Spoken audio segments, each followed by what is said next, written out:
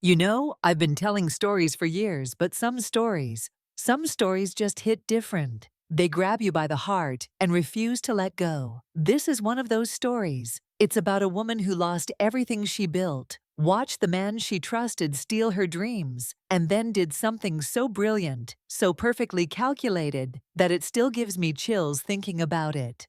Before I dive into what happened to Natasha Williams, I need you to do something for me. If you're the kind of person who believes that sometimes, just sometimes, the universe has a way of balancing the scales, if you love hearing about underdogs who refuse to stay down, then hit that like button right now. Because what you're about to hear isn't just a comeback story, it's a masterclass in patience, strategy, and turning your pain into power. And listen, I share these stories because I believe they matter.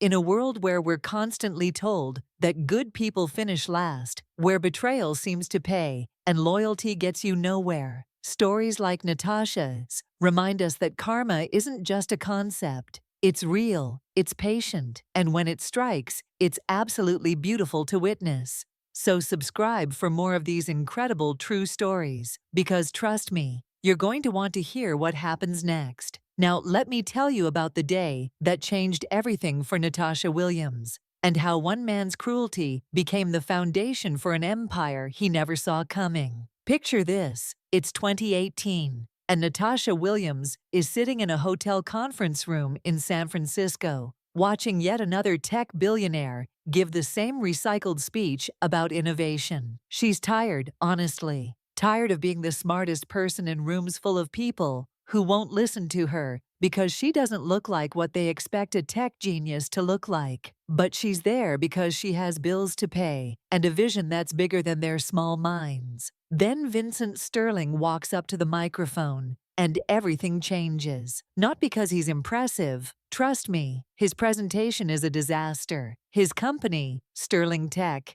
is bleeding money, and everyone in that room knows it. But Natasha sees something else. She sees potential buried under layers of incompetence and ego. More importantly, she sees an opportunity. After his train wreck of a speech, she approaches him. Vincent is everything you'd expect from a privileged tech heir. Tall, confident in that way that only comes from never being told no, and completely out of his depth. But when Natasha starts talking about quantum computing integration and predictive AI algorithms, something shifts in his eyes. He realizes he's found his lifeline. What happens next is magic, but not the kind you see in movies. It's the magic of pure brilliance meeting desperate need. Natasha doesn't just join Sterling Tech, she transforms it. Within 6 months, her revolutionary AI platform becomes the backbone of everything they do. Revenue that had been declining for 3 years suddenly explodes. Sterling Tech goes from a failing family business to the hottest company in Silicon Valley. And Vincent, he falls hard, not just for her mind, though watching her work is like watching Mozart compose. He falls for all of her. Her laugh when she solves impossible problems at 2 a.m., the way she explains complex algorithms like she's telling bedtime stories,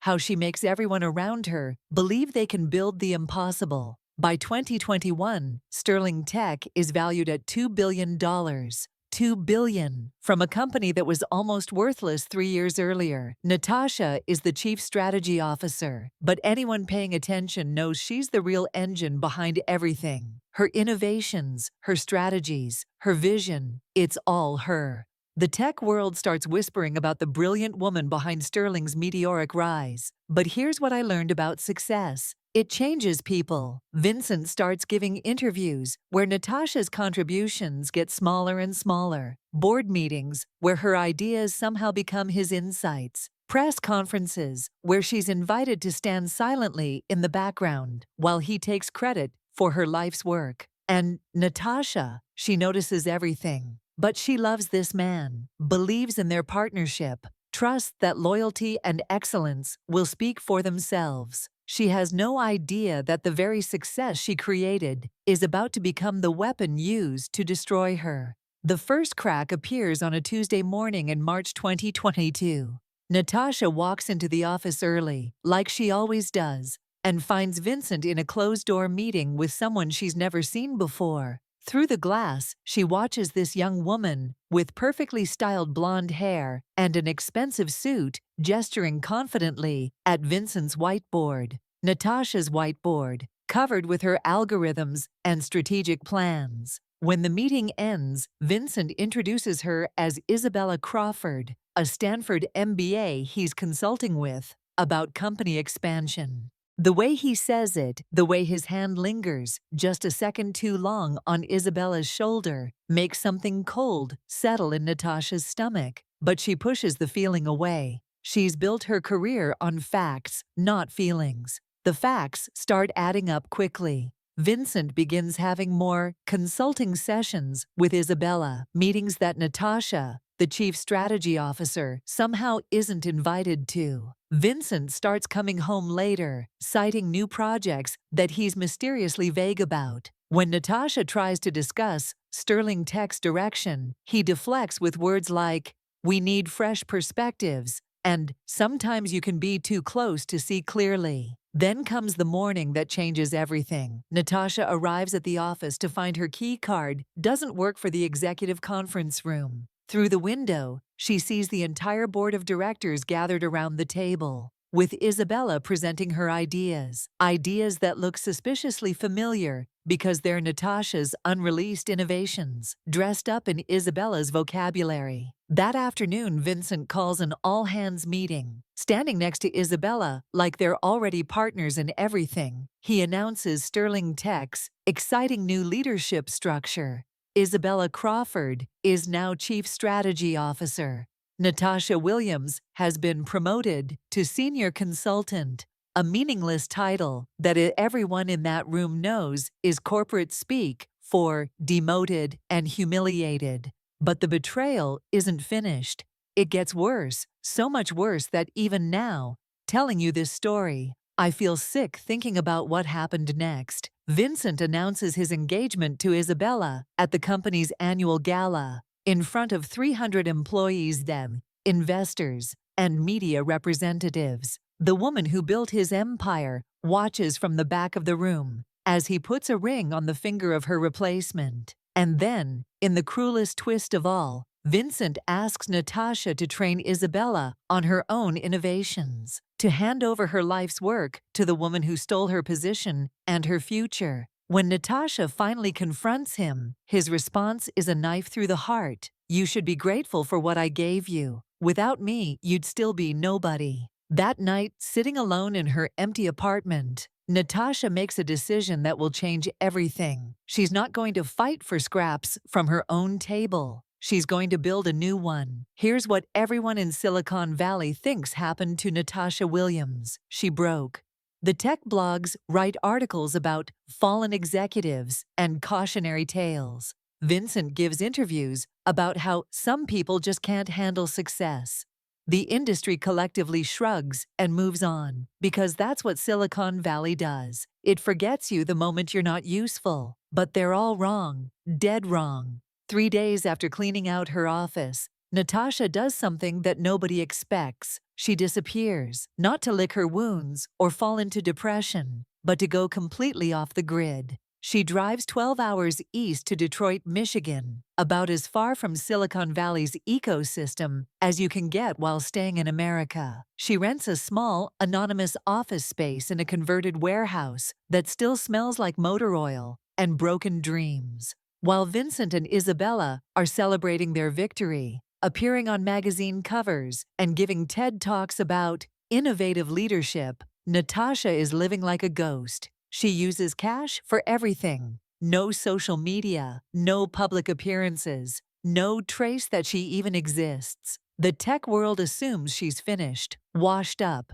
too embarrassed to show her face after being so publicly replaced. They have no idea what she's actually doing. In that cramped Detroit office, Natasha starts assembling something Vincent never saw coming. She begins reaching out to brilliant engineers who've been overlooked by Silicon Valley's boys' club. Women, minorities, immigrants, people whose ideas were too radical or whose backgrounds weren't prestigious enough for the established tech giants. One by one, They come to Detroit, drawn by Natasha's vision and her promise that this time, they'll build something that can't be stolen. Working 18-hour days on pure determination and what's left of her savings, Natasha develops something that makes her previous innovations look like child's toys. Quantum computing integrated with artificial intelligence in ways that the industry thinks are still decades away. While Sterling Tech is coasting on her old work, she's creating the future. The breakthrough comes on a snowy February night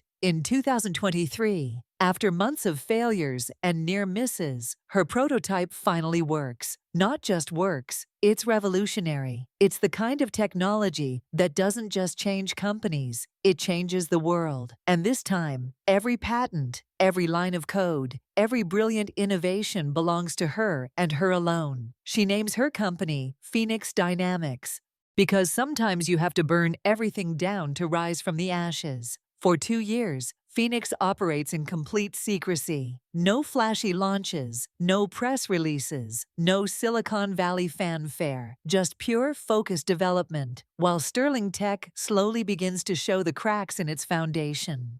Because here's the thing about stealing someone's work. Eventually, you run out of things to steal, and Vincent Sterling is about to learn that lesson in the most painful way possible. By 2024, the cracks in Vincent's stolen empire are becoming impossible to hide. Without Natasha's constant innovation pipeline, Sterling Tech starts stumbling. Isabella, for all her confidence and MBA credentials, proves to be exactly what you'd expect from someone who got her position through manipulation rather than merit. Her first major project, an AI expansion that should have been straightforward, becomes a $20 million disaster when the algorithms fail spectacularly during a live demonstration to investors. But Vincent's problems run deeper than Isabella's incompetence. Former employees start coming forward with stories about the toxic culture he created after Natasha left. Discrimination lawsuits pile up. The Securities and Exchange Commission opens an investigation into Sterling Tech's suspicious patent filings. Turns out claiming other people's innovations as your own leaves a paper trail that investigators love to follow. Meanwhile, something strange starts happening in the quantum computing market. Major corporations that had been Sterling Tech's biggest clients begin quietly switching to a mysterious new provider. Companies like IBM, Google, and Microsoft start implementing quantum solutions that are so far beyond Sterling Tech's capabilities. It's like comparing a smartphone to smoke signals. Vincent keeps demanding answers from his team, but nobody can figure out where this revolutionary technology is coming from. The company behind these innovations is Phoenix Dynamics, but they're operating like ghosts. No public CEO, no flashy headquarters, no media presence at all. Just results that speak louder than any marketing campaign ever could. Fortune 500 companies don't care about your press coverage when you can solve problems they thought were impossible. Vincent becomes increasingly desperate, making erratic decisions that only accelerate his downfall. He starts promising investors innovations that his team can't deliver, burning through Sterling Tech's reserves on projects that lead nowhere. The stock price begins its inevitable decline, dropping 30% in 6 months as investors lose confidence in the company's future.